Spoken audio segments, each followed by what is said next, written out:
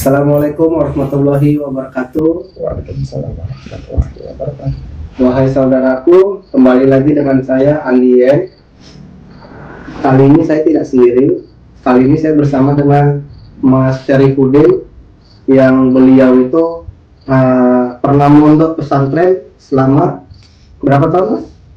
Kalau itu Mas dan Sapinah. Oh iya. Ya, beliau pernah mondok di pesantren. Nah, kali ini saya ingin berbincang-bincang hangat dengan beliau karena lagi ada berita hangat. Lagi ada berita hangat. Nah, saya ingin langsung mempertanyakan kepada beliau apakah benar berita yang disampaikan tersebut. Gini, Mas, barusan ini ada seorang kiai yang menyebutkan bahwasannya Nabi Muhammad itu kecilnya tidak terurus. Rendesan. Nabi Muhammad itu kecilnya rendesan karena diurus oleh kakeknya. Karena pada umumnya orang kalau nggak diurus oleh orang tua itu tahu sendiri, nah gitu. Nah, saya bingung ini apa benar itu, Mas? Coba. Kalau seandainya ada seorang mungkin kiai yang mengatakan bahwa Nabi itu waktu masih kecil itu tidak terus dan rendesan, itu salah besar. Dan memang Nabi waktu lahir itu, sebelum Nabi lahir itu bapaknya yang bernama Abdul telah wafat, telah meninggal. Tapi Nabi itu dari masih bayi sampai usia 6 tahun yang mengurus dan punya Aminah, ya kan? Walaupun beliau tinggal di rumah kakeknya Abdul Muthalib, tapi Rasulullah itu diasuh ibunya langsung yang bernama Aminah. Dan kalau ada orang yang mengatakan Nabi itu rendesan, itu salah. Memang sempat Nabi itu punya sakit mata dan tidak sampai rendesan. Suatu ketika Abdul Muthalib membawanya pada suatu pendeta, dan pendeta itu mengatakan, "Weh, Abdul Muthalib, sungguh cucumu itu punya kelebihan. Setelah pakai ludahnya." Dan setelah maka Abdul Muthalib itu mengambil ludahnya Nabi dan tidak usah mengatakan, langsung seketika mata Nabi itu sembuh. Itu. Jadi kalau ada seorang kiai yang mengatakan Nabi ini tidak terurus, rembesan dan lain-lain, itu sangat lancang sekali. Nabi itu tidak seperti itu. Nabi itu sangat terjaga sekali. Allah sangat menjaga Nabi kita Muhammad SAW. Sangat menjaga dari segala kemaksiatan. Contoh, pernah suatu ketika itu ada orang Arab ini yang akan mengadakan walimah. Tapi walimahnya itu masih jahiliyah. Ada tali-talian, ya kan? Ada goyang-goyangan, ya kan? Nabi kecil itu ada keinginan untuk menonton, tapi suatu belum sampai itu Allah izinkan Nabi dan tidak sempat menonton. Itu Nabi kita, Allah jaga.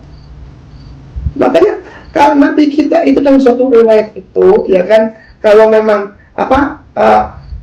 anak paman-pamannya atau paman-pamannya itu bangun tidur itu seperti usum gitu kan. Nabi itu seperti udah tersisir rapi, udah cakap mukanya, udah matanya, itu Nabi. Betul. Biasa manusia tapi tidak seperti manusia lainnya. Allah menjaga itu. Jadi yang diucapkan oleh seorang kiai ini salah, nggak benar itu salah sekali itu. Karena suatu Nabi dilahirkan itu, ya kan, itu bangsa Arab itu semuanya menjadi perbincangan yang sangat luar biasa, menjadi perbincangan saat itu oleh kalangan orang Arab itu, oleh tahu mereka tahu ngomong telah lahir cucunya Abdul Muthalib itu. Jadi perbincangan yang sangat hangat. Di saat Nabi lahir itu tidak ada satupun bayi yang itu lahir, cuma Nabi sendiri yang lahir. Itu. Dan saat Nabi lahir itu di langit itu terlihat sangat cerah sekali, terlihat sangat cerah. Padahal waktu itu mah, tapi pada saat lahir Nabi itu, langit itu terlihat sangat cerah dan sangat terang sekali. Itu waktu Nabi lahir.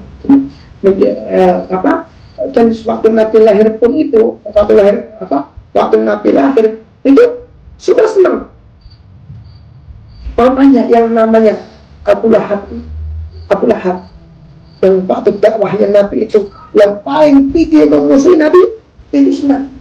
Sampai semuanya itu dia membebaskan budaknya. Kenapa?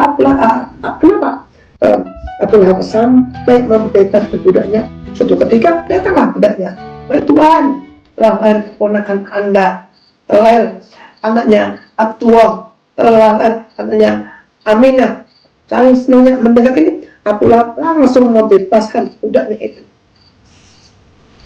Cintai, senang, semua orang senang dan menjadi rebutan untuk mengasuh bayi Muhammad. Ini tentu menjadi rebutan, bayangin menjadi rebutan. Abu Lahab yang waktu Nabi dakwah itu yang mengusung pada tinggi, ini juga ingin sekali masuk, tapi yang masuk cucu kakaknya sendiri, itu Abdul Muthalib. Dan setelah Abdul Muthalib itu wafat, Abdul Muthalib itu memberikan asuhannya itu kepada anak pamannya itu Abi Thalib. Jadi orang Nabi itu nggak sampai rebelsan, nggak sampai terurus, nggak sampai seperti itu, karena berebut semua keluarga itu berebut termasuk Nabi Muhammad SAW. Jadi yang diucapkan itu kalau Nabi itu rampesan, tidak terurus, itu salah besar. Dan seakan itu nggak paham tentang sejarah Nabi itu. Oke, terima kasih atas penjelasannya Mas Syarifudin. Nah, artinya di sini ada pelarian atau pelecehan kayak gitu ya? Terus itu penghinaan sekali, itu penghinaan. Kalau dia mengatakan Nabi itu kecil yang tidak terurus, rembesan, segala macam itu udah pelecehan, itu penghinaan terhadap Nabi kita.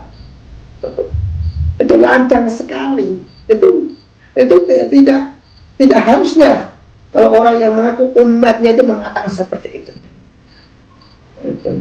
Bagaimana orang yang mengaku umatnya mengatakan itu? Padahal Allah sendiri, Allah Subhanahu wa Ta'ala itu berfirman dalam Al-Quran, Innallaha wa malaikatahu yusholluna 'alan nabi ya ayyuhalladzina amanu shallu 'alaihi wa sallimu taslima. Sesungguhnya Allah dan para malaikatnya bersolat kepada ini kan terlihat kedudukan Nabi, memperlihatkan bahwa Nabi itu mempunyai kedudukan yang sangat tinggi, sehingga Allah dan para malaikatnya bersolat menandakan tingginya kedudukan Nabi. Itu loh, itu Allah Ta'ala dan para malaikatnya. Allah yang menciptakan Raja persoalan atas Nabi. Orang yang mengaku umatnya mengatakan Nabi itu rembesan, Nabi itu nggak tertawat, nggak terurus, usul dan lain-lain, itu kan lancang sekali, gitu loh. Lancang sekali, gitu loh. Gitu.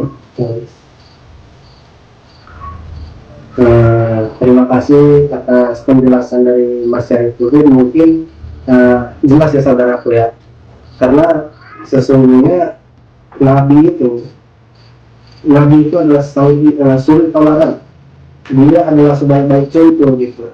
Jadi kalau ada yang mendatangkan perkataan-perkataan bahwasanya beliau itu rembesan, tidak terurus, dia menamakan Nabi itu seperti manusia biasa. Nabi artinya utusan Allah. Ya, artinya harusnya kita itu memuji karena kita itu pengikut. Karena Nabi itu sendiri datang itu membawa dakwah, membawa kenikmatan yang sampai sekarang kita rasakan bersama, yaitu Islam, nikmat iman. Bagaimana kalau nggak ada seorang Rasul Muhammad, Nabi Muhammad, kita tidak akan menikmati Islam sampai detik ini. Hati-hati bisa jadi orang munafik karena menghina seorang atau menyamakan seorang Rasul seperti manusia biasa. Ya, semoga bermanfaat. Wassalamualaikum warahmatullahi wabarakatuh.